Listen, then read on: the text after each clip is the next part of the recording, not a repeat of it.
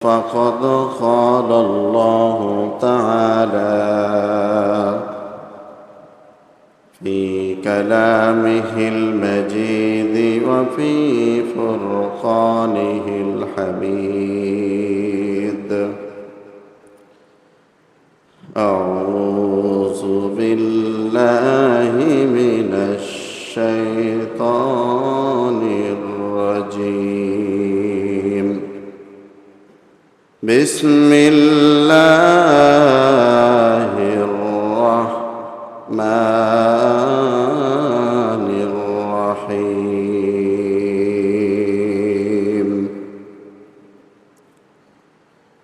آمن الرسول بما أنزل إليه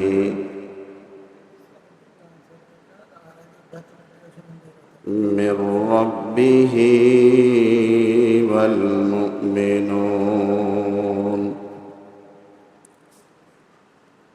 كل آمن بالله وملائكته وكتبه ورسله لا نفرق بين أحد من رسله وقالوا سمعنا وأطعنا غفرانك ربنا وإليك المصير. وقال الله تعالى في شان حبيبه مخبرا وآمرا: إن الله وملائكته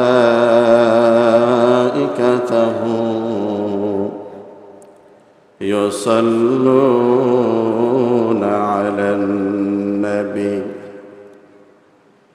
يا أيها الذين آمنوا صلوا عليه وسلموا تسليما.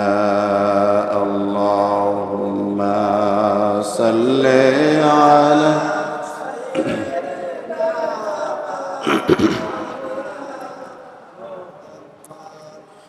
وعلى آل سيدنا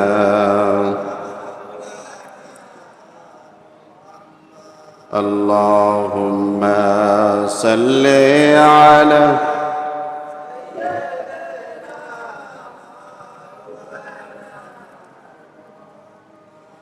وعلى آل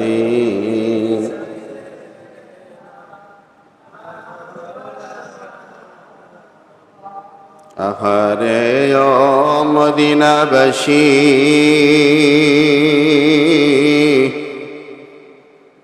ধন্য তোমাদের জীবন,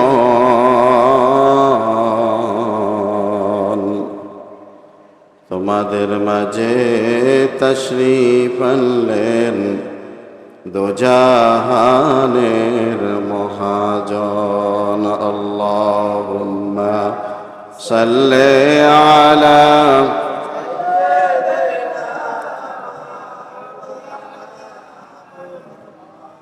وعلى آل سيدنا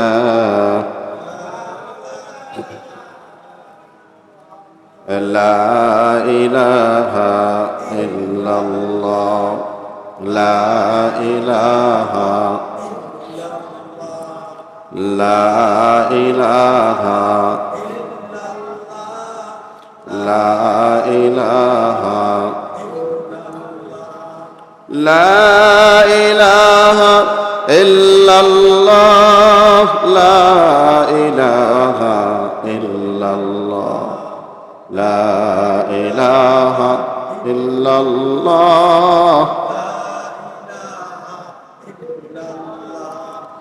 لا إله إلا الله لا إله إلا الله لا إله ইল্লাল্লাহ লা ইলাহা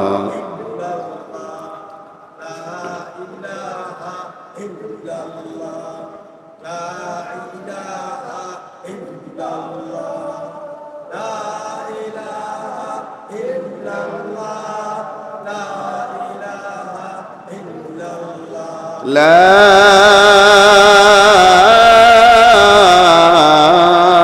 إله إلا الله محمد رسول الله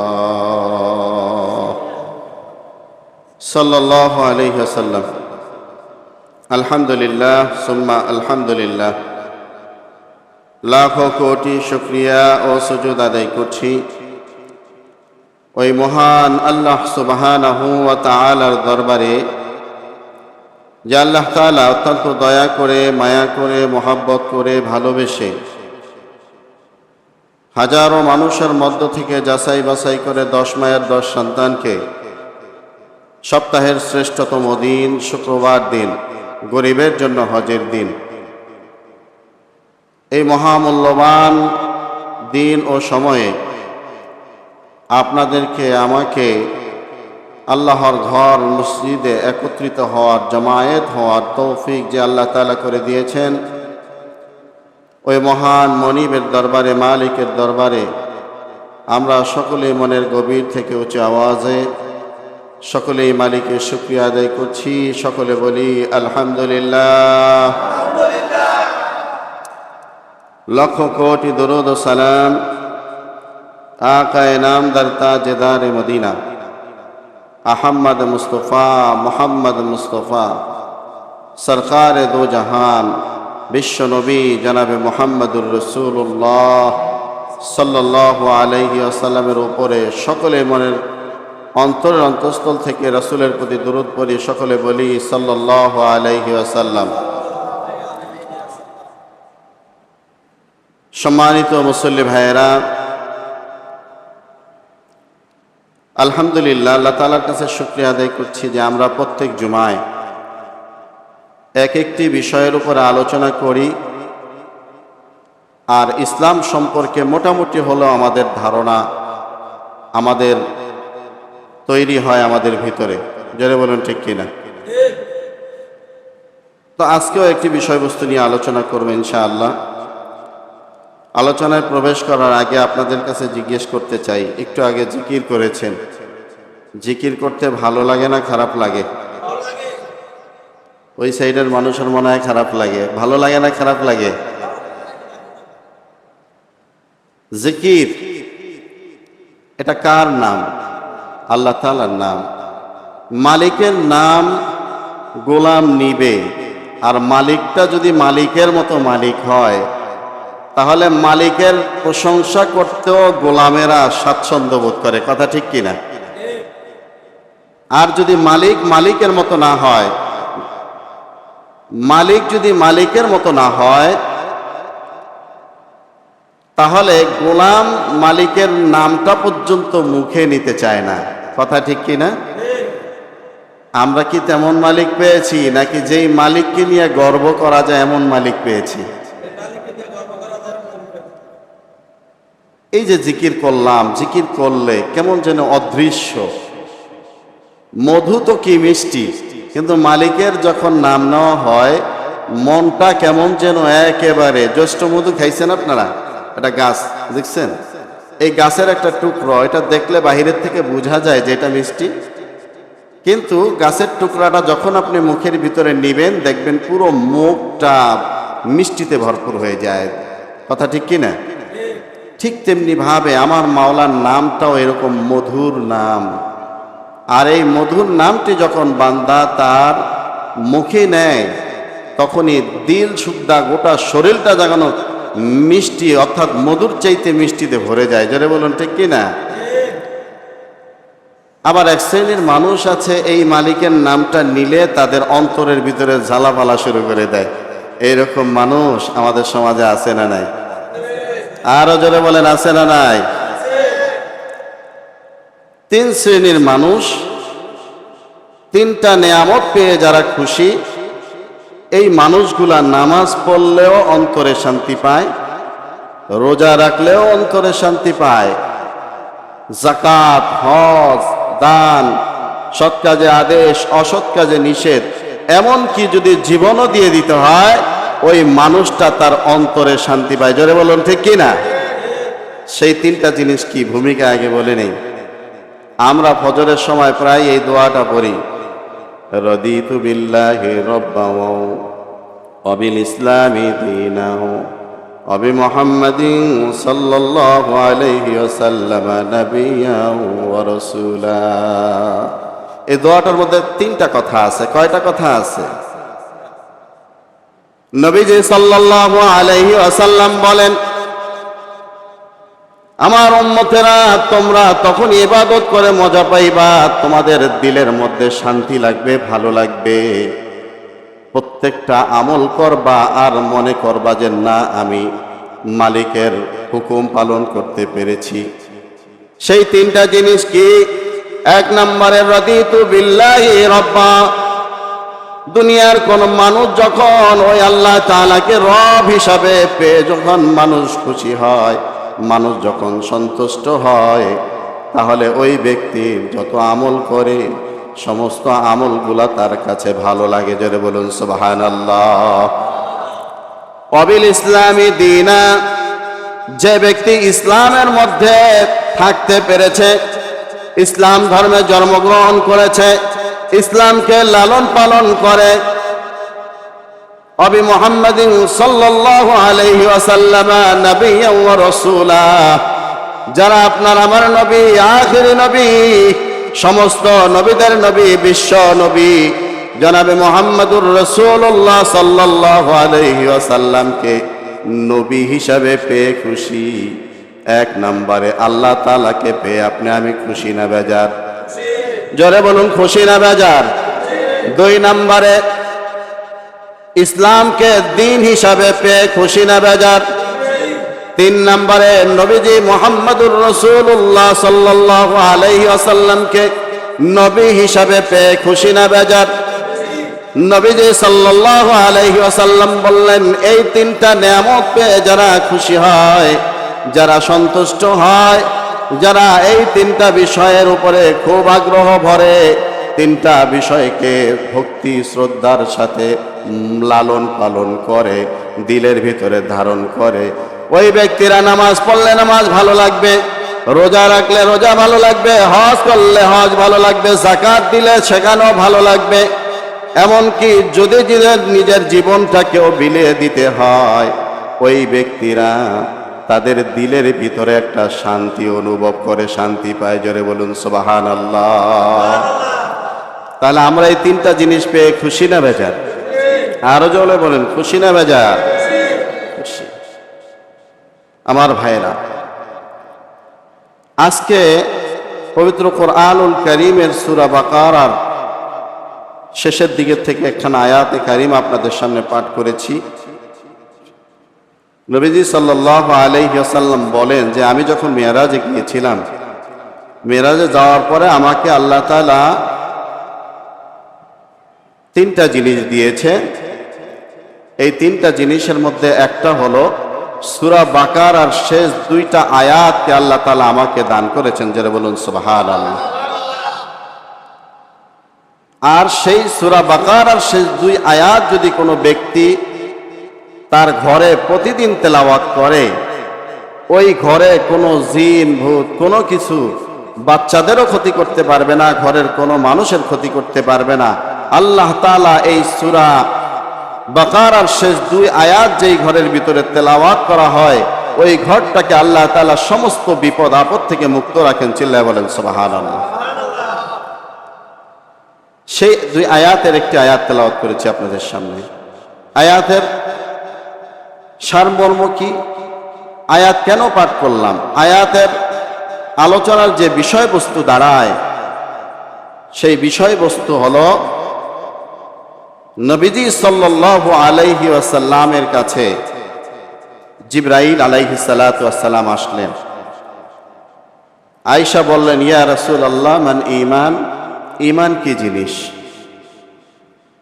নবীজি সাল্লাল্লাহু আলাইহি ওয়াসাল্লাম বললেন, আমানার রাসূলু বিমা উনজিলা ইলাইহি মির রাব্বিহি ওয়াল মুমিনুন কুল্লুন আমানা বিল্লাহ ওয়া মালাইকাতিহি ওয়া কুতুবিহি ওয়া রুসুলিহি ওয়াল ইয়াউমিল আখির।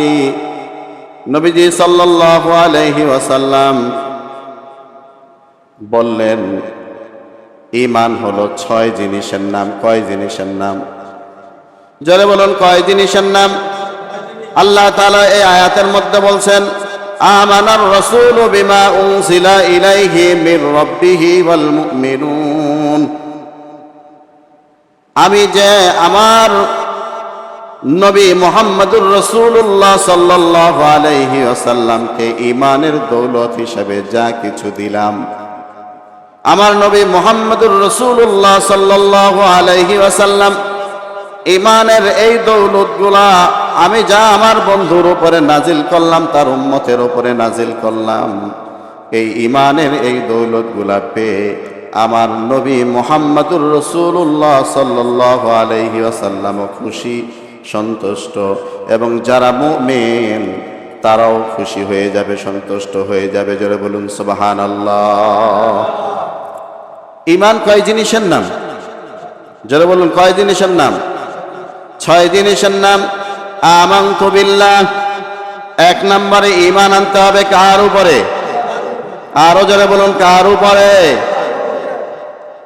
যদি কোনো মানুষ সব কিছু মেনে নেয়, আসমান জমিন পাহাড় পর্বত সব কিছু মেনে নেয়, কিন্তু যদি ওই মালিককে রব হিসাবে মেনে না নেয়, তাহলে ওই ব্যক্তি ঈমানদার নেই। তাহলে ঈমানদারের 1 নাম্বার শর্ত হলো, ঈমানদার হতে হলে আমানতু বিল্লাহ, আল্লাহ তাআলার উপর ঈমান আনা লাগবে। 2 নম্বরে ওয়া মালাইকাতিহি, আল্লাহ তাআলার সমস্ত ফেরেশতাদের উপর ঈমান আনতে হবে। 3 নম্বরে ওয়া কুতুবিহি, আল্লাহ তাআলা যে আসমানে 104খানা গ্রন্থ আসমান থেকে নাজিল করেছেন, সব কিছুর মালিককে। আর এই 104খানা কিতাব, আসমানি গ্রন্থ, এগুলা কার কথা? জোরে বলুন, কার কথা? আল্লাহ তাআলার কথা। এই জন্য আল্লাহ তাআলার কথার উপরে ঈমান আনা লাগবে কি লাগবে না? যদি কোনো ব্যক্তি আল্লাহ তাআলার কথার উপরে ঈমান না আনে, তাহলে ওই ব্যক্তিকে ঈমানদার বলা যায়নি। তাহলে 3 নম্বরে কি? অকুতুবিহি, সমস্ত কিতাবের উপরে বিশ্বাস স্থাপন করতে হবে। জোরে বলুন, ঠিক কিনা? ওয়া রুসুলিহি, 4 নম্বরে যত নবী রাসূল এসেছে, সাইয়্যিদানা আদম আলাইহিস সালাতু ওয়াস সালাম থেকে শুরু করে নবী মুহাম্মদুর রাসূলুল্লাহ সাল্লাল্লাহু আলাইহি ওয়াসাল্লাম পর্যন্ত যত নবী রাসূল এই পৃথিবীতে এসেছেন, সমস্ত নবীদের উপরে বিশ্বাস স্থাপন করার কথা বলেছেন কে? তাহলে 4 নম্বরে নবীদের প্রতি ঈমান, ওয়া রুসুলিহি। 5 নম্বরে ওয়াল ইয়াউমিল আখির, আখিরাত দিবসের উপরে, ওয়াল কদরি খাইরিহি ওয়া শাররিহি মিনাল্লাহি তাআলা ওয়াল বাসি বাদাল মাউত। 5 নম্বরে মানুষ আল্লাহ তাআলা যে রিজিকের মালিক, হায়াত মৌতের মালিক, আল্লাহ তাআলা যে মানুষকে রিজিক দেন, যা কিছু ফয়সালা করেন, সব কিছু ফয়সালা করেন ওই আসমান থেকে কে? এই জন্য আল্লাহ তাআলা রিজিকের মালিক, তাকদীরের মালিক কে? আরে দুনিয়ার মানুষ, আমরা তো আল্লাহ তাআলা যে তাকদীরের মালিক এটা হয়তো মুখে বলি, কিন্তু অন্তরে বিশ্বাস করি না। যদি অন্তরে ওই আল্লাহ তাআলা তাকদীরের মালিক যদি আমরা বিশ্বাস করতাম, তাহলে মালিক যেই পন্থায় তাকদীর দিবেন, রিজিক দিবেন, এই পন্থাও বাতলায়া দিছেন কে? আল্লাহ তাআলা বলেছেন, ফাইদা কুদিয়াতিস সালাত ফান্তাশিরু ফিল আরদ। ও বান্দা, যদি তাকদীর পেতে হয় তাহলে সর্বপ্রথম তুমি আমার সালাত কায়েম করো, নামাজ পড়ো। জোরে বলুন সুবহানাল্লাহ। ফাইদা কুদিয়াতিস সালাত, প্রথমে তোমাকে সালাত কায়েম করতে হবে, নামাজ আদায় করতে হবে। প্রথমে কাজ কি ভাই? নামাজ আদায়। তারপরে ফান্তাশিরু ফিল আরদ, নামাজের পরে জমিনে ছড়ায় পড়ো, ওয়াবতাগু মিন ফাদলিল্লাহি ওয়াযকুরুল্লাহা কাসীরান লাআল্লাকুম তুফলিহুন। আর তুমি যখন নামাজ শেষ করে জমিনে ছড়ায়া পড়বা, মানে যে যেই কর্ম করো তোমরা প্রত্যেকে তার কর্মে যার যার কর্মের মধ্যে লিপ্ত হয়ে যাও। আর আমি আল্লাহ তাআলা কি করব?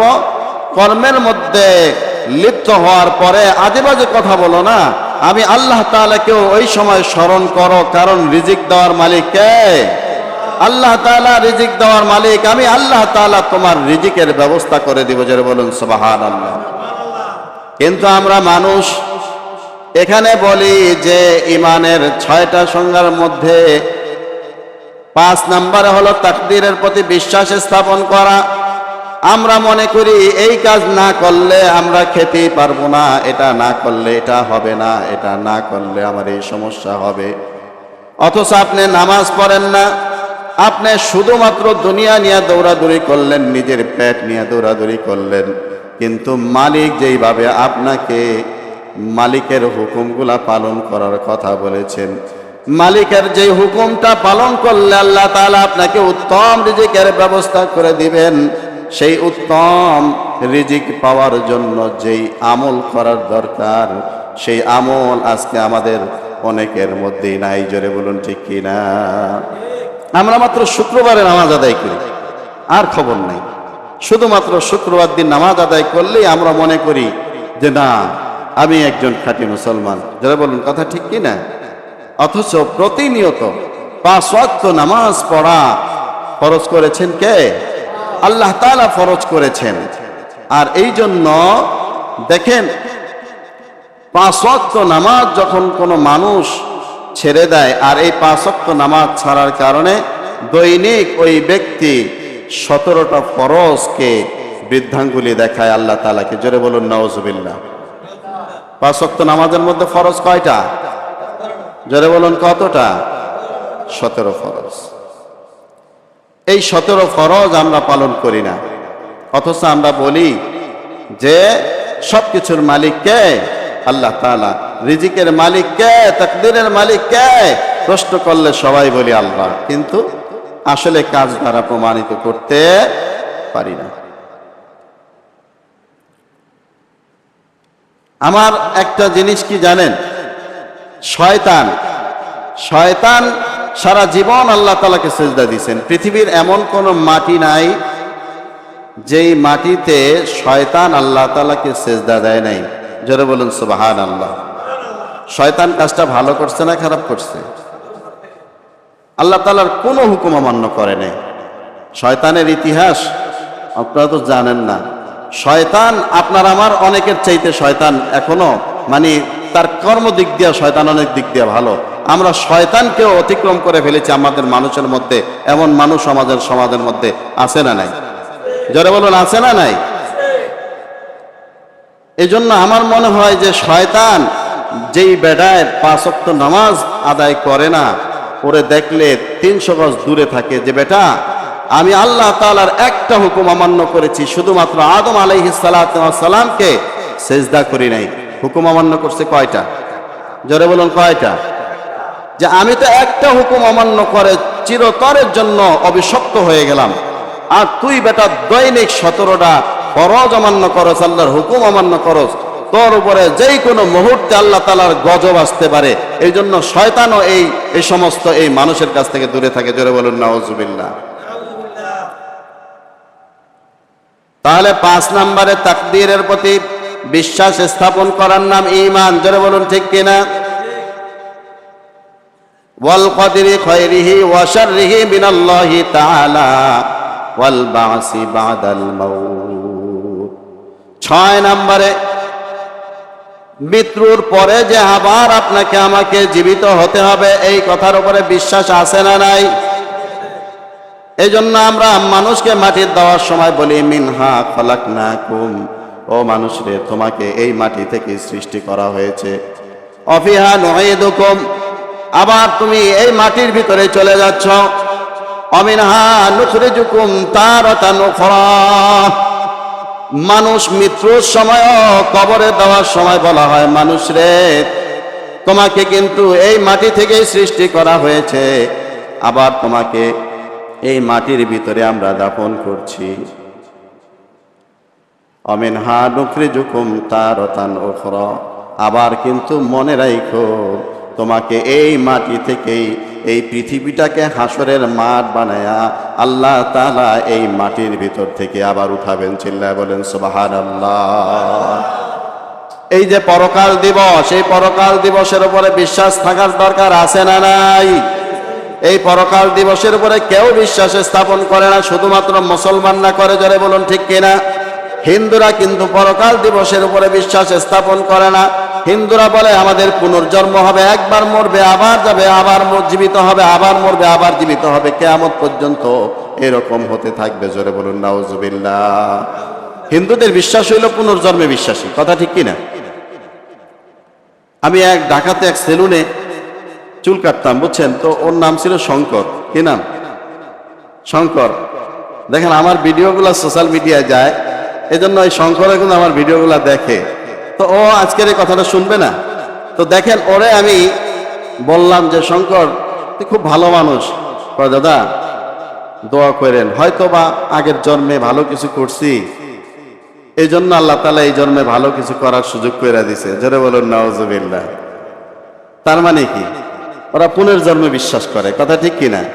তো তুই যদি আবার মারা যাস, বলছে আবার মারা গেলে কি হিসাবে আল্লাহ বানায়, কুকুর বানায় না, ঘোড়া বানায় না, ছাগল না গরু হিসাবে আল্লাহ বানায়, সেটা তো আল্লাহই ভালো জানে। নাউজুবিল্লাহ কইবেন না? এটা তাদের বিশ্বাস।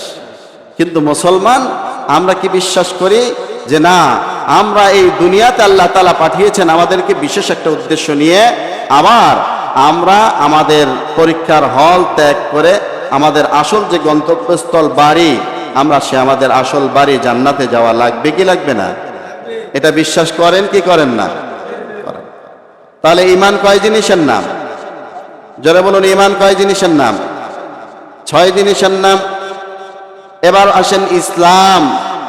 ঈমান তো আনলাম, ঈমান হলো বিশ্বাসের নাম। ঈমান কিসের নাম? আরো জোরে বলুন, ঈমান কিসের নাম? বিশ্বাসের নাম হলো ঈমান। আর ইসলাম হলো আমলের নাম। কিসের নাম? ইসলাম হলো আমলের নাম। জোরে বলুন কিসের নাম? আর এই ইসলাম একমাত্র ধর্ম কার? আল্লাহ তাআলা কোরআনুল কারীমের মধ্যে বলেছেন ইন্নাদ-দীনা ইনদাল্লাহিল ইসলাম। আল্লাহ তাআলা গোটা দুনিয়ার মানুষদেরকে জানায় দিয়েছেন, ও দুনিয়ার মানুষেরা, এই পৃথিবীতে যত ধর্ম আছে, পৃথিবীর যত মানুষ যত ধর্ম পালন করে, কোন ধর্মই আমি আল্লাহ তাআলার মনোনীত ধর্ম নয়। ইন্নাদ-দীনা, নিশ্চয় আল্লাহ তাআলা ইন্না শব্দটা ব্যবহার করেছেন, ইন্নাদ-দীন, নিশ্চয় দিন হিসাবে, ইনদাল্লাহিল ইসলাম, আমি আল্লাহ তাআলা ইসলামকে একমাত্র দিনকে আমি আল্লাহ তাআলা মনোনীত করলাম। চিল্লায় বলেন সুবহানাল্লাহ। এই জন্য আল্লাহ তাআলা ইসলামের মধ্যে প্রবেশ করতে বলেছেন কে? আপনার আমার পিতা হযরত ইব্রাহিম আলাইহিস সালাতু ওয়াস সালামকে আল্লাহ তাআলা বললেন, ইয ক্বালা লাহু রাব্বুহু আসলিম, ও ইব্রাহিম তুমি তোমার রবের উপর আত্মসমর্পণ করো, অর্থাৎ ইসলামের ভিতরে প্রবেশ করো। এই কথা বলেছেন কে? আল্লাহ তাআলা ইব্রাহিম আলাইহিস সালাতু ওয়াস সালামকে বললেন, ইয ক্বালা লাহু রাব্বুহু আসলিম, ও আমার খলিল আপনি আত্মসমর্পণ করেন। ইব্রাহিম আলাইহিস সালাতু ওয়াস সালাম ডানে তাকান নাই, বামে তাকান নাই, ভবিষ্যতে ভেবে চিনতে বলবো এই কথাও ভাবেন নাই। ইব্রাহিম আলাইহিস সালাতু ওয়াস সালাম কি বলেছেন ওই কথাটাও আল্লাহ তাআলা কোরআনুল কারীমের মধ্যে নোট করে দিয়েছেন। চিল্লায়ে বলেন সুবহানাল্লাহ। আল্লাহ তাআলা বলেন, ইয ক্বালা লাহু রাব্বুহু আসলিম, ও ইব্রাহিম আত্মসমর্পণ করো। অর্থাৎ কার উপর আত্মসমর্পণ করবেন? আল্লাহ তাআলার উপরে আত্মসমর্পণ করবেন। কেমনে আত্মসমর্পণ করবেন? আপনার আমার পিতা ইব্রাহিম আলাইহিস সালাতু ওয়াস সালামও সেটা শিখিয়ে দিয়েছেন, এটা আল্লাহ তাআলা কোরআনের ভিতরে জানিয়ে দিয়েছেন। আল্লাহ তাআলা বলেন যে ইন্না সলাতি, হে দুনিয়ার মানুষ, কুল ইন্না সলাতি ওয়া নুসুকি ওয়া মাহইয়ায়া ওয়া মামাতি লিল্লাহি রাব্বিল আলামিন। ও দুনিয়ার মানুষ, তোমরা স্বীকার করো, এই বিষয়গুলোর উপর আত্মসমর্পণ করো। আমার নামাজ, আমার রোজা, আমার হজ, আমার যাকাত, আমার হায়াত, আমার মওত, আমার জীবনটা যা কিছু আছে সব কিছু আমি মালিকের সামনে রেখে আত্মসমর্পণ করলাম। জোরে বলুন সুবহানাল্লাহ। আল্লাহ তাআলা বললেন, ইব্রাহিম তুমি আত্মসমর্পণ করো। তার মানে আপনার আমার বাবা যেই পথে চলেছেন, যেই পথে হেঁটেছেন, বাবা যেই পথে যায়, ভালো সন্তান হইলে বাবার সেই ভালো কাজকে অনুসরণ করে কি করে না?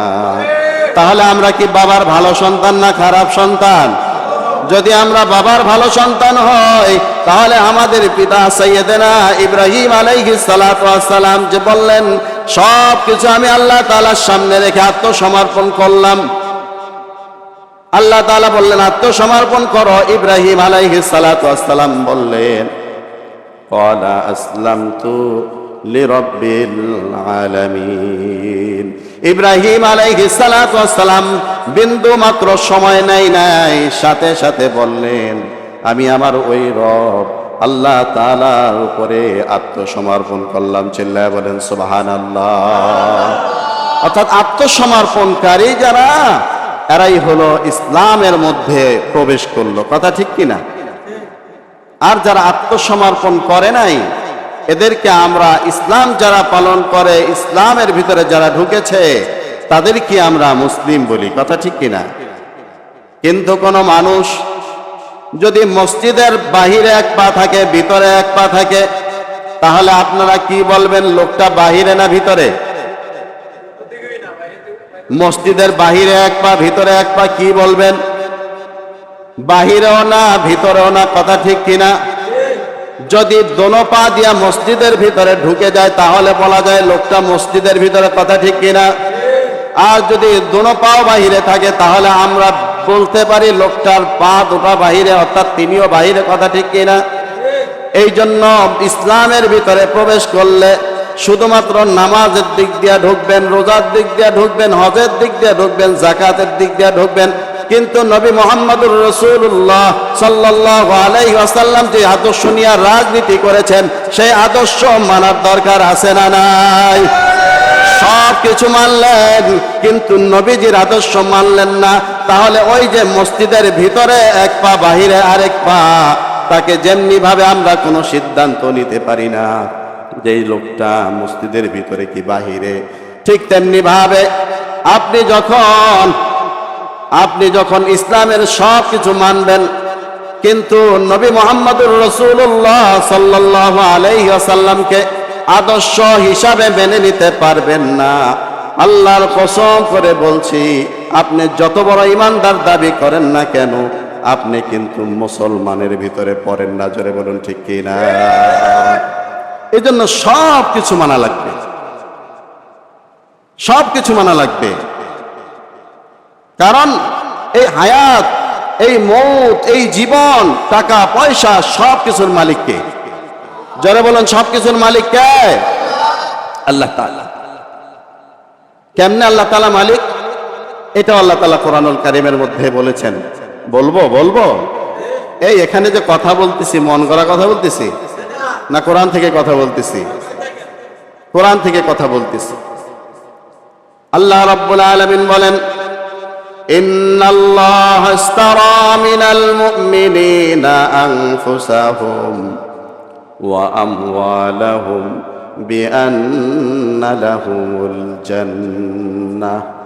আল্লাহ তাআলা বলেন, ইন্নাল্লাহা ইশতারা মিনাল মুমিনিনা আনফুসাহুম, নিশ্চয়ই সমস্ত মুমিন যারা, আমরা মুমিন কি মুমিন না?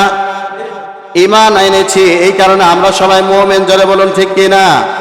এই জন্য আল্লাহ তাআলা বললেন, তোমরা যেহেতু ঈমানদার, ঈমান এনেছো, মুমিন হয়েছো, সমস্ত মুমিনদের ইন্নাল্লাহা ইশতারা মিনাল মুমিনিনা আনফুসাহুম ওয়া আমওয়ালাহুম, মুমিনদের জান, জীবন, টাকা পয়সা যা কিছু আছে, হাত পা, চোখ, পা, এমনকি দেহটা, এমনকি রুহুটা, এবং তার যত সম্পদ আছে সব কিছু আমি আল্লাহ তাআলা তার কাছ থেকে কিনে নিলাম। জোরে বলুন সুবহানাল্লাহ। এই কথা কে বলছেন? না হুজুরে বলছে? মসজিদের ইমাম সাহেব বলছে? হ্যাঁ, তাই ইমাম সাহেব যদি না বলে তাহলে ইমাম সাহেবকে হুমকি দামকি দেন কেন? মাথাটা হুজুরের উপরে গরম হয় কেন? গরম যার লাগে হওয়ার দরকার তার লগে যায় হন। কথা ঠিক কিনা? তাহলে জান এবং মাল কিনে নিয়েছেন কে? তাহলে জান এবং মাল যে কিনে নিলেন, কি কারণে কিনে নিলেন? সকলের কাছে প্রশ্ন করতে চাই, জানতে চাই। এই দুনিয়ার জীবন ত্যাগ করার পরে আপনি আমি একটা জিনিস চাই, আমরা মরার পরে যেন এই জিনিসটা পাই। সেই জিনিসটার নাম কি? জোরে বলুন, নাম কি? জান্নাত তো সবাই চাই। জান্নাত এই পৃথিবীর কোনো, গোটা পৃথিবীর সমস্ত সম্পদ যদি এক পাল্লায় দেওয়া হয়, আর জান্নাতের একটা ইটা যদি আরেক পাল্লায় দেওয়া হয়, তাহলে গোটা পৃথিবীটার তুলনায় জান্নাতের একটা ইটার দাম আল্লাহ তাআলার কাছে লক্ষ কোটি গুণ বেশি দামি। জোরে বলুন সুবহানাল্লাহ। এই পৃথিবী, আল্লাহ তাআলা বলেন, এই পৃথিবীটাকে আমি একটা মশার দানার পরিমাণ আমি মনে করি না। আপনাকে যদি এক ট্রাক মশার দানা আইনা দেই যে ভাই এটা আপনি কিনেন, এরকম কেউ আছেন নাকি কিনবেন? তাহলে এক ট্রাক মশার দানার কোনো দাম আপনার আমার কাছেও নাই। জোরে বলুন ঠিক কিনা? আল্লাহ তাআলা বলেন যে এই পৃথিবীটাকে যদি একটা মশার দানার পরিমাণও যদি আমি মনে করতাম, গুরুত্ব দিতাম, তাহলে এই পৃথিবীর কোনো ইহুদি, খ্রিস্টান, কোনো মুশরিক, কোনো বেঈমানকে আমি আল্লাহ তাআলা এক ঢোক পানি কিনতে দিতাম না। জোরে বলুন নাউজুবিল্লাহ। তাহলে এই পৃথিবীটা আপনার আমার কাছে অনেক কিছু মনে হয়, যেহেতু জান্নাত দেখি না এই কারণে আপনার আমার কাছে মনে হয়। অথচ আমরাও জান্নাতে যেতে চাই, আর এই জান্নাতে যেতে গেলে দুনিয়াকে বেশি দাম দিতে হবে না, জান্নাতের গুরুত্ব বেশি দিতে হবে। জান্নাতের গুরুত্ব বেশি দিতে হলে মালিকের হুকুম পালন করার দরকার আছে না নাই? তাহলে আল্লাহ তাআলা প্রথমে ব্যবসার কথা বললেন। মুমিনদের কাছ থেকে আমি জান এবং মাল কিনে নিয়েছি। এখন কিনে তো নিলেন, আল্লাহ তাআলা কি টাকা দিবেন নাকি? তাহলে আল্লাহ তাআলা কি দিবেন বলছেন? কিসের বিনিময়ে কিনে নিলাম বান্দা জানোনি? ওয়া আমওয়ালাহুম বিআন্না লাহুমুল জান্নাহ। বান্দারে, তোমাদের কাছ থেকে তোমাদের জান জীবনটা আমি কিনে নিলাম, তোমাদের টাকা পয়সা সব কিছু আমি আল্লাহ তাআলা কিনে নিলাম। আমি তোমাদেরকে বিনিময় হিসাবে আমার জান্নাত দান করলাম। চিল্লায়া বলেন সুবহানাল্লাহ। এই পর্যন্ত আমাদের দেশের অনেক আলেমরা আলোচনা করেন, কিন্তু এরপরের আয়াতের আলোচনাগুলো একটু কঠিন। আলোচনাগুলো একটু কঠিন, যার কারণে বলে না যে আবার ওই যে ক্লাবে নিয়ে যদি হুমকি দামকি দেয়। আমি পরিষ্কার করে বলতে চাই, কোন মুমিন কখনো কোন বাতিলকে ভয় পাইতে পারে না। জোরে বলুন ঠিক কিনা? হায়াতের মালিক কে? মৌতের মালিক কে? যদি আল্লাহ তাআলা হায়াত রেখে থাকেন, তাহলে গোটা পৃথিবীর মানুষ আমার বিপক্ষে চলে গেল, আল্লাহর কসম করে বলছি কেউ আমার একটা পশমও ছিঁড়তে পারবে না। জোরে বলুন ঠিক কিনা? এই বিষয়টার উপরে বিশ্বাস স্থাপন করতে হবে। জোরে বলুন ঠিক কিনা? এই জন্য আমার ভাইয়েরা, ভয়ের কিছু নাই। হায়াত থাকলে কেউ মারতে পারবে না। আর যদি মৌত হয়, তাহলে মসজিদ থেকে বের হওয়ার সময় সিঁড়ির সাথে উষ্টা খায়া মইরা যায়, এরকম ঘটনা আছে না নাই? তাহলে সব কিছু আছে। ঈমান, ইসলাম, এটা একটা পূর্ণাঙ্গ জীবন ব্যবস্থার নাম, কমপ্লিট কোড অফ লাইফ, একটা পূর্ণাঙ্গ জীবন ব্যবস্থা, এটাই হলো ইসলাম। জোরে বলুন ঠিক কিনা? ইসলামের ভিতরে নাই এমন কোন বস্তু আছে? জোরে বলুন আছে। সব কিছুর সমাধান আল্লাহ তাআলা কোরআনুল কারীমের মধ্যে দিয়ে দিয়েছেন। জোরে বলুন ঠিক কিনা? আর মুমিনরা ইসলামের ব্যাপারে, ঈমানের ব্যাপারে খুব কঠোর থাকতে হবে। জোরে বলুন ঠিক কিনা? আমার ভাইয়েরা, আলোচনা অনেক দীর্ঘ হয়ে যায়। দেখেন, আলোচনা আমার মনে হয় এখনো ভূমিকার মধ্যে আছে, আলোচনায় তো যাইতেই পারি না। তো যাই হোক, আলোচনা শেষ করতে হবে। আমি আপনাদেরকে বলতে চাই, এই যে জান জীবন সব কিছু দিয়া, হায়াত মৌত সব কিছু আমরা বিক্রি করে ফেলেছি জান্নাতের বিনিময়ে কার কাছে? আল্লাহ তাআলার কাছে বিক্রি করে ফেলেছি। তাহলে এগুলো সব আল্লাহ তাআলার, কথা ঠিক কিনা? তাহলে হায়াত আল্লাহর, মৌত আল্লাহর, আমি আল্লাহর, সম্পদ আল্লাহর, তাহলে জীবন দিতে সমস্যা কোথায়? বুঝা গেল? যারা জান্নাত পাইতে চায়, আল্লাহ তাআলার সাথে ব্যবসাও করতে চায়, আসলে এরা আল্লাহ তাআলার সাথে ব্যবসাও করছে না, জান্নাতে যাওয়ার আশাও করছে না, বরং এরা আল্লাহ তাআলার সাথে মশকারি করতেছে। জোরে বলুন ঠিক কিনা? তাহলে ভয়ের কি আছে? জান জীবন তো দিয়েই দিছি, আল্লাহ তাআলার কাছে বিক্রি করে ফেলেছি জান্নাত পাওয়ার আশায়, কথা ঠিক না?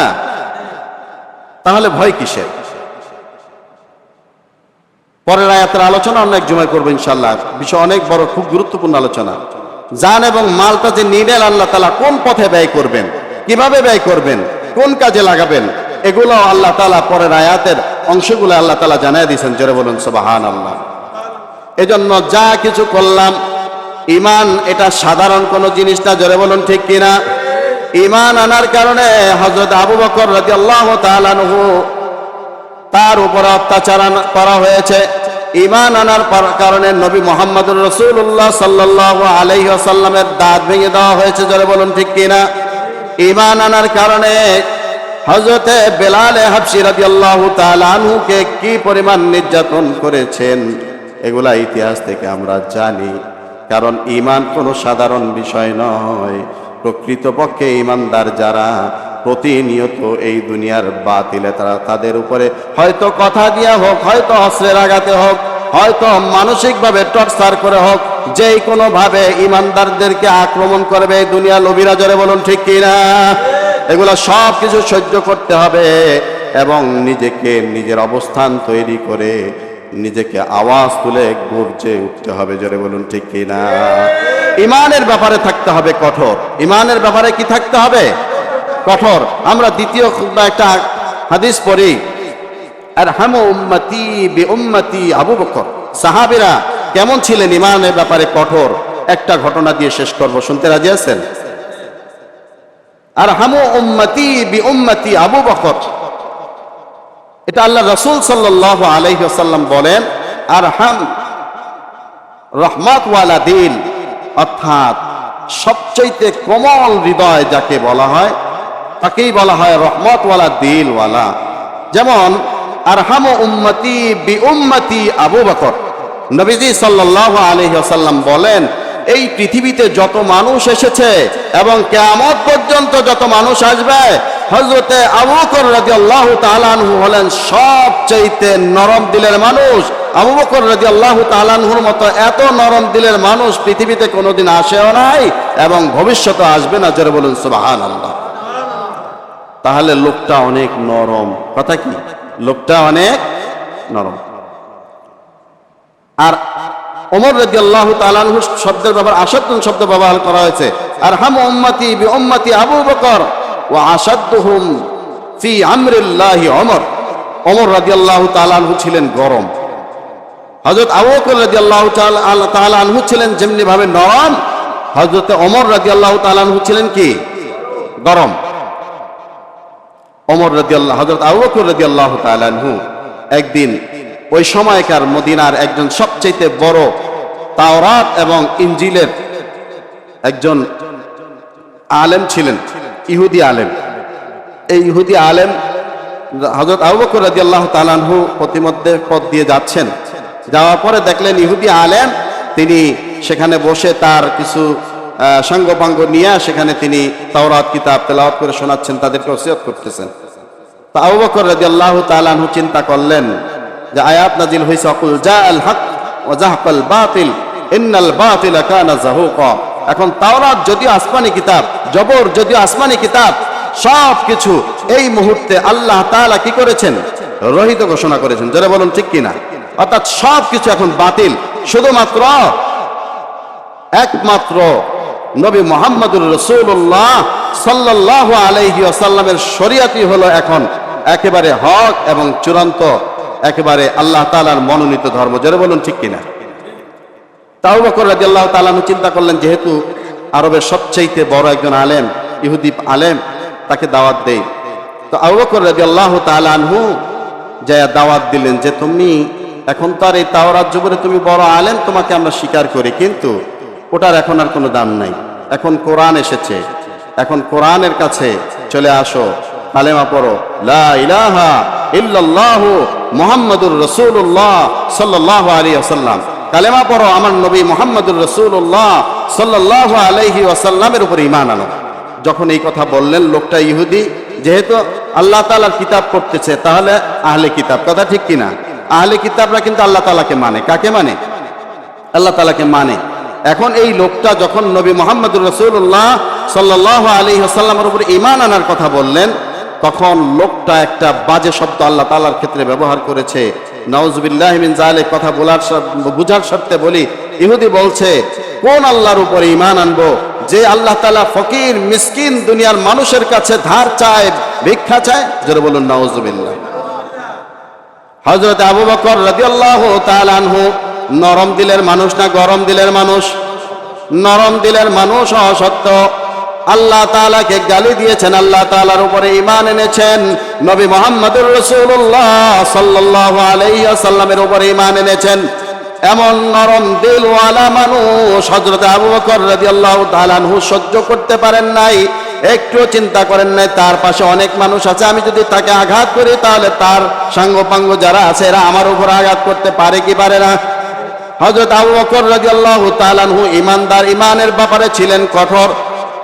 এই জন্য বলা হয়েছে মুহাম্মদুর রাসূলুল্লাহ ওয়াল্লাযীনা মাআহু আশিদ্দাউ আলাল কুফফার, কাফেরদের ব্যাপারে ছিলেন কঠোর। যারা বলুন ঠিক কিনা? এই জন্য আবু বকর রাদিয়াল্লাহু তাআলা আনহু কোনো কিছু চিন্তা না করে এলো পাতারি ওই ইহুদি আলেমের গালের উপরে এলো পাতারি থাপড়াইতে থাপড়াইতে আহত করে ফেলেছেন। যারা বলুন সুবহানাল্লাহ। এখন ইহুদি পণ্ডিত তার আশেপাশে যারা আছে এরা কিছু বলে নাই। এখন উনি চিন্তা করলেন, আরবের এই মুহূর্তে সবচাইতে যিনি ক্ষমতাবান তার নাম হলো মুহাম্মদুর রাসূলুল্লাহ সাল্লাল্লাহু আলাইহি ওয়াসাল্লাম, আর ওই ক্ষমতাবান ব্যক্তির দ্বিতীয় যিনি ব্যক্তি তার নাম হলো হযরতে আবু বকর রাদিয়াল্লাহু তাআলা আনহু। এখন আবু বকরকে আঘাত করলে আমার উপরে পাল্টা আঘাত আসবে, এই জন্য ইহুদি তার উপর আঘাত করে নাই, বলছে যে তার বিচারটা মুহাম্মদুর রাসূলুল্লাহ সাল্লাল্লাহু আলাইহি ওয়াসাল্লামের কাছেই দেওয়া লাগবে। নবীজির কাছে চলে গেলেন। যাওয়ার পরে নবীজি সাল্লাল্লাহু আলাইহি ওয়াসাল্লামকে বললেন, আব্দুল্লাহর পুত্র মুহাম্মদ, তোমার বন্ধু আবু বকর দেখো আমাকে রক্তাক্ত করে ফেলেছে, মেরে আমাকে কি অবস্থা করে ফেলেছে। নবীজি সাল্লাল্লাহু আলাইহি ওয়াসাল্লাম যেমন আসমান থেকে জমিনে পড়ে, একটা কথা আছে না যে আবু বকর রাদিয়াল্লাহু তাআলা আনহুর ব্যাপারে তো এটা হতেই পারে না, কথা ঠিক কিনা? এখন নবীজি সাল্লাল্লাহু আলাইহি ওয়াসাল্লাম বলতেছেন, ভাই তুমি ভুল করছো, কাজটা হয়তো ওমর করছে। কে করছে? যারা বলুন কে করছে? ওমর কি ঠান্ডা না গরম? গরম।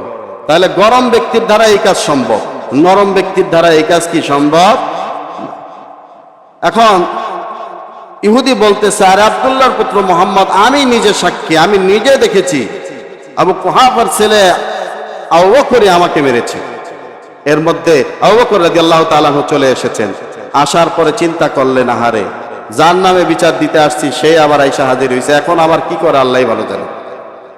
এখন নবীজি সাল্লাল্লাহু আলাইহি ওয়াসাল্লামের পাশে আইসা আবু বকর রাদিয়াল্লাহু তাআলা দাঁড়ালেন। দাঁড়ানোর পরে ইহুদি তার অভিযোগ করলেন, আর আবু বকর রাদিয়াল্লাহু তাআলা তার অভিযোগ করলেন। ইহুদি সরাসরি সবকিছু অস্বীকার করছে যে আব্দুল্লাহর পুত্র মুহাম্মদ, আমি ওই আল্লাহ তাআলাকে গালি দেই নাই। জোরে বলুন নাউজুবিল্লাহ। এখন সাক্ষী তো নাই, সাক্ষী নাই, আবু বকরের বিচার করবেন কিভাবে? ইহুদির বিচার করবেন কিভাবে? রাসূল সাল্লাল্লাহু আলাইহি ওয়াসাল্লামের কাছে কোনো সাক্ষী আছে? নাই। এখন কি উপায়? এই অবস্থায় আল্লাহ রাব্বুল আলামিন আসমান থেকে কোরআনুল কারীমের আয়াত নাজিল করে দিলেন। জিবরাইল আলাইহিস সালাতু ওয়াস সালামকে পাঠায়া বললেন, ও জিবরাইল যাও, আমার আবু বকরের উপরে মিথ্যাচার করা হচ্ছে, আমার হাবিব মুহাম্মদুর রাসূলুল্লাহ সাল্লাল্লাহু আলাইহি ওয়াসাল্লামের কাছে যায়া বলো আবু বকর যা কিছু বলেছে সব কিছু সত্য, আর ইহুদি যা কিছু বলেছে সব কিছু মিথ্যা। জোরে বলুন ঠিক কিনা? তো এই জন্য আবু বকর রাদিয়াল্লাহু তাআলা যখন এইভাবে দাঁড়ায় গেলেন, সোচ্চার হলেন, রাসূলুল্লাহ সাল্লাল্লাহু আলাইহি ওয়াসাল্লামের কাছে যখন ওহী আসছে, নবীজি সাল্লাল্লাহু আলাইহি ওয়াসাল্লাম যখন ইহুদিকে বললেন যে দেখো আমার আবু বকর মিথ্যা বলে নাই, মিথ্যা বলছো তুমি, ইহুদির বুঝতে আর বাকি নাই যে এখন আবু বকর যদি বিস্তারিত ঘটনা বলে যে আবু বকর মুহাম্মাদের কাছ থেকে শুইনা ইসলাম গ্রহণ করছে, আর মুহাম্মদ যদি ওই কথাগুলা পুরোপুরি শোনে তাহলে আমার কল্লাটা আলাদা করে ফেলবে। এখনই ভালো সময় থাকতে আমি এখান থেকে কেটে পড়ি। জোরে বলুন সুবহানাল্লাহ। এই জন্য আমার ভাইয়েরা, এটার নাম ঈমান। এটার নাম কি বলেন? সবচেয়ে নরম দিলওয়ালা মানুষ তারা খেপে গেছে। আজকেও সমাজের মধ্যে ওলামায়ে কেরাম হলেন সমাজের নেতা। প্রত্যেকটা মানুষকে আমরা সমান চোখে দেখি, কথা ঠিক কিনা? কিন্তু আমরা ওলামায়ে কেরাম যখন আপনারা যখন চাউলের দাম বাড়ান তখন তো আমরা রাজপথে যাই না, কি বলেন? গেছি? হ্যাঁ। তারপরে আপনারা যখন তরকারির দাম বাড়ান, ওইটার দাম বাড়ান, সেটার দাম বাড়ান, তারপরে অনেক কিছু করেন, আমরা তো রাজপথে যাই না। কিন্তু যখন ইসলামের ব্যাপারে যখন কোনো কিছু হয় তখন আমরা ওলামায়ে কেরাম আর ঘরে বসে থাকতে পারি না। জোরে বলুন ঠিক কিনা? আরে আবু বকর রাদিয়াল্লাহু তাআলা আনহু তো সবচেয়ে নরম দিলের মানুষ, আর আমরা তো এত ভালো মানুষ না। জোরে বলুন ঠিক কিনা? হ্যাঁ, ওলামায়ে কেরাম কি এত নরম দিলের মানুষ নাকি? তাহলে আবু বকর যদি ঈমানের ব্যাপারে এত কঠোর হতে পারে, তাহলে আমরা মোল্লা মুন্সিরাও এই কারণে কঠোর হতে বাধ্য হয়। আপনারা যদি অপকর্ম না করেন তাহলে আমাদেরকে আর রাজপথে নামতে হয় না। জোরে বলুন ঠিক কিনা?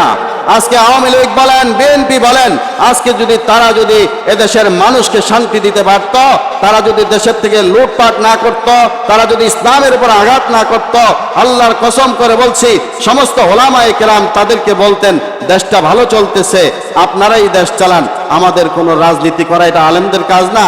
যেহেতু আপনারা করতেছেন ভালো, কিন্তু আমরা সেখানে যাব না। আমরা দেখেছি আপনারা পদে পদে ব্যর্থ হয়েছেন। ব্যর্থ হওয়ার কারণ কি? আপনারা কোরআনের কাছে আসতে পারেন নাই, আপনারা ইসলামের কাছে আত্মসমর্পণ করতে পারেন নাই, যার কারণে দুনিয়ার মানুষকে আপনারা শান্তি দিতে পারেন নাই, আর কোনোদিনও পারবেন না। এই কারণে দুনিয়ার মানুষকে শান্তি দেওয়ার জন্য, আল্লাহর জমিনে দ্বীন প্রতিষ্ঠা করার জন্য আজকে ওলামায়ে কেরাম রাজপথে নেমে এসেছেন, রাজনীতি করতে বাধ্য হয়েছেন। জোরে বলুন ঠিক কিনা?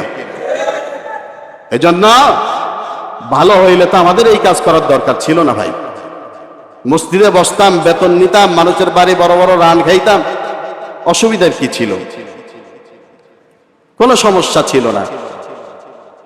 কিন্তু আমরা দেখেছি যে না, এ জাতির কাঙ্ক্ষিত মুক্তির লক্ষ্যে যদি আমাদেরকে পৌঁছাতে হয়, তাহলে কোরআনী শাসনের বিকল্প কোনো রাস্তা এই বাংলা নয়, গোটা পৃথিবীতেই নাই। জোরে বলুন ঠিক কিনা? এজন্য আমরা রাজনীতি করছি। অতএব আমরা যেহেতু মুসলমান, আমরা যেহেতু ঈমানওয়ালা, সবকিছু আল্লাহ তাআলার সামনে রেখে আত্মসমর্পণ করেই মুসলিম হয়েছি, তাহলে নবী মুহাম্মদুর রাসূলুল্লাহ সাল্লাল্লাহু আলাইহি ওয়াসাল্লাম যে আদর্শ আমাদেরকে শিক্ষা দিয়েছেন, সেই আদর্শ অনুযায়ী আমাদের জীবন যাপন করতে হবে। নবীজি সাল্লাল্লাহু আলাইহি ওয়াসাল্লামের আদর্শ যদি আপনি না মানেন, তাহলে আল্লাহর কসম করে বলছি সব কিছু মানেন, কিন্তু নবীর আদর্শ মানেন না। নবীর চাইতে বঙ্গবন্ধুকে আপনি বড় নেতা মানেন, আদর্শ মানেন, নবীর চাইতে জিয়াউর রহমানকে আপনি আদর্শ মানেন, নবীর চাইতে আপনি এরশাদকে আদর্শ মানেন, নবীর চাইতে বেশি আপনি আন্দালিব রহমান পার্থকে আদর্শ মানেন। আমি তো বারবার বলি, যদি কোনো বাপের বেটা হয়ে থাকেন, আসেন কোরআনের কাছে চ্যালেঞ্জ করেন। আমরা কোরআন থেকে কথা বলছি। যতক্ষণ পর্যন্ত আপনি নবী মুহাম্মদুর রাসূলুল্লাহ সাল্লাল্লাহু আলাইহি ওয়াসাল্লামকে আদর্শ মেনে নিতে না পারবেন, ততক্ষণ পর্যন্ত আপনি ঈমানদার হতে পারবেন না, পারবেন না, পারবেন না। যদি পারেন এই কথার চ্যালেঞ্জ করেন, কেউ আসে না। যারা বলুন ঠিক কিনা? এই জন্য আমরা আদর্শ মেনে নিব কাকে? যারা বলুন আদর্শ মানব কাকে? নবী মুহাম্মদুর রাসূলুল্লাহ সাল্লাল্লাহু আলাইহি ওয়াসাল্লাম রাষ্ট্র পরিচালনা করেছেন কি করেন নাই? ওই সময়টা ভালো ছিল না খারাপ ছিল? তাহলে নবীর ওয়ারিস হলো ওলামায়ে কেরাম। আজকেও যদি ওলামায়ে কেরাম নবীজি সাল্লাল্লাহু আলাইহি ওয়াসাল্লামের দেখানো পথ মত অনুযায়ী যদি রাষ্ট্র পরিচালনা করে, তাহলে আইয়ামে জাহিলিয়াতকে হটায়া যেমনি ভাবে একটা সোনালী যুগ ফিরে এনেছেন, বাংলাদেশও একটা সোনালী বাংলা, ইসলামের বাংলা তৈরি হবে যদি ওলামায়ে কেরামের কাছে ক্ষমতা যায়। জোরে বলুন ঠিক কিনা? এজন্য আমরা ইসলামের পক্ষে থাকতে রাজি আছি না নাই? আল্লাহ তাআলা আমাদের সকলকে ইসলামের পক্ষে থাকার তৌফিক দান করুন। আমিন। ওয়া আখির দাওয়ানা আলহামদুলিল্লাহি রাব্বিল আলামিন। প্রিয় ভাই।